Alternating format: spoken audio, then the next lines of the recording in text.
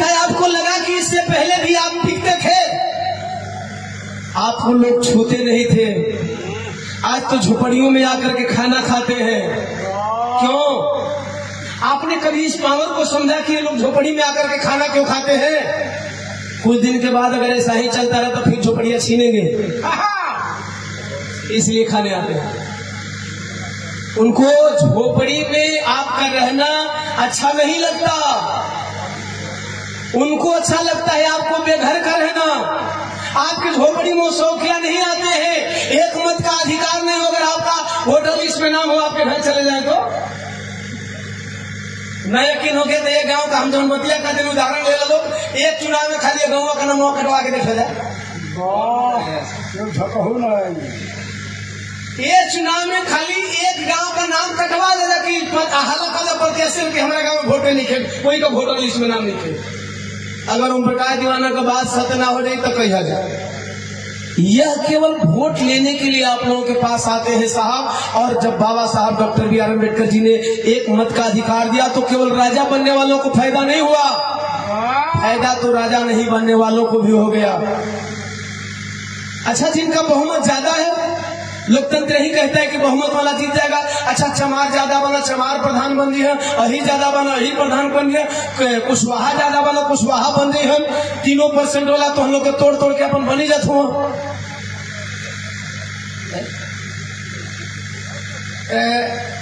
ये तीन हो गया ना, ये 5। सरकार किसकी बनी है? इसकी कौन पावरफुल है? ये अरे भैया बोल दे, जब मुंह तो तुम्हें पढ़ लो ना, 5 बोल दो। तनी मनी पढ़ ले, बड़ा लोग ना, ज्यादा तो हम नहीं उम्मीद कर सके, लेकिन तनी मनी 5 बढ़ बन, हम 5 वाले हैं। तो ये बड़ा है और एक कमजोर है। सरकार किसकी बनती है? क्यों?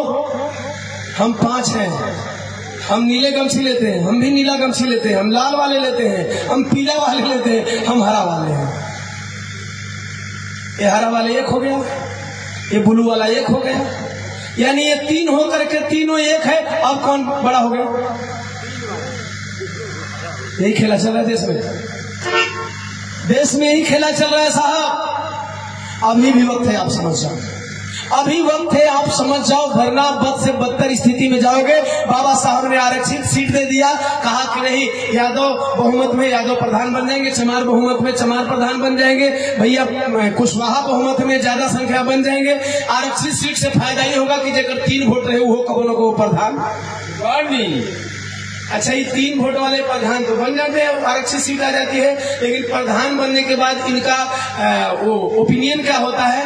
भाई सुरक्षित सीट आ गई, पंडित जी चाँद के वोट देना हो, बाबू साहब देना है, यादव जी दे देना है, कुशवाहा जी दे देना है, चाँद के जीत गए नहीं, चलो इटवा बाबा के 5 मन लड्डू चढ़ावे जाते हैं। इन आरक्षित प्रत्याशियों को एक बार भी बाबा साहब की याद नहीं आती। चुनाव जीतने से के बाद ये नहीं कहते कि सीटवा बाबा साहब का। अगर इतना भी ये कहना शुरू कर देते ना तो इनके समाज वाले जान जाते कि पावर किसने दिया है। आई बात समझ में? ये नेता हमारे फायदे के लिए लड़ते हैं कि अपने फायदे के लिए लड़ते हैं? इनका आंदोलन सफल क्यों नहीं होता है? बाबा साहब doctor B are Ambedkar ji, अच्छा ये सभी बहुजन की लड़ाई लड़ते हैं ना, क्या ये चाहते तो आपका हक नहीं मिलता? 5 साल के लिए तो त्याग करके देखो यार, जब तक से दिल्ली नहीं पकड़ोगे ना, फ्लाइट में घबराते रह जाओगे। फ्लाइट लेकर के कुछ नहीं होगा भैया। बिल्डिंग का चाबी वाला जो बिल्डिंग का ताला लगाएगा वो जब मन करेगा तब रोक देगा। लेकिन हो तो लॉकडाउन याद कर लो, आप जहां थे वही मुख्यमंत्री बन के पड़े रह गए, केंद्र बंद कर दिया था। लेकिन ये नहीं लड़ेंगे, इनकी कमजोरी है साहब। बाबा साहब का आंदोलन इसीलिए सफल हो गया कि वो आपके लिए लड़ते हैं, और आपके राजनेताओं का आंदोलन इसलिए नहीं सफल होता है कि अपनी सत्ता, अपनी कुर्सी और अपना परिवार बचाने में लगे रहते हैं। हम किसी पार्टी का नाम रख करके नहीं बोल रहे, इंडिविजुअल कोई अपने पार्टी और अपने नेता पे नहीं लेगा। पूरे बहुजन समाज के नेताओं से मैं कहना चाह रहा हूं कि आप कब आओगे एक मंच पे? अरे संगठन वाले नीले टीएमसी वाले भी बहुत संगठन बनाते हैं। हमें लगता है कि संगठन बनाओ कोई फर्क नहीं पड़ता, संगठन किताब बनना चाहिए, लेकिन आपका जो दुश्मन है उसके पास भी तो बहुत सारे संगठन हैं, लेकिन क्या वो एक संगठन वाला दूसरे संगठन की बुराई करता है क्या? कभी करता है क्या? आप लोग क्या करते हो? सोचो, आप सोच लो, मैं नहीं कहूंगा। वो उसके पास भी बहुत सारे संगठन है कि नहीं है? जो जानकार है उन्हें पता नहीं कि मैं क्या कह रहा हूं। उनके पास भी बहुत सारे संगठन है, लेकिन क्या कभी वो एक संगठन वाले दूसरे संगठन की बुराई करता है क्या? और सभी संगठन वाले मिलकर के किसको जिताते हैं? समझेंगे? वो सभी संगठन वाले मिलकर के किसको जिताते हैं? एक को। मेरा प्रधानमंत्री होना चाहिए, मुख्यमंत्री जाए भाड़ में, और मेरा मुख्यमंत्री होना चाहिए, प्रधानमंत्री जाए भाड़ में। प्रधानमंत्री तो फलाने ठीक हो, समझ रहे हैं ना? अगर वो हजारों संगठन चला करके एक दूसरे की बुराई नहीं करते हैं, तो आप भी 100 संगठन चलाओ, कोई फर्क नहीं पड़ता। समाज को जगाओ, दीवाना के रूप में जगाओ, फलाने के रूप में जगाओ, चिल्लाने के रूप में जगाओ, लेकिन कम से कम अगर नीला झंडा के नीचे हो तो नीले झंडे वालों की बुराई करना बंद कर दो, तब जाकर के आपका समाज आ जाएगा।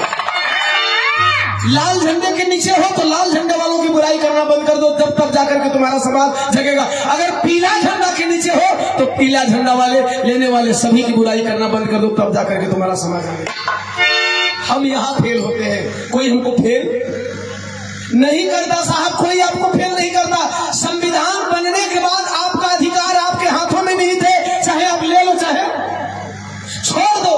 बाबा साहब ने आंदोलन किया, आंदोलन सफल हुआ। अब समझ गए ना कि आंदोलन सफल क्यों होता है? जब समाज के लिए आप लड़ाई लड़ते हो तो सफल हो जाता है, और जब निजी स्वार्थ के लिए लड़ाई लड़ोगे तो असफल हो जाएगा आंदोलन।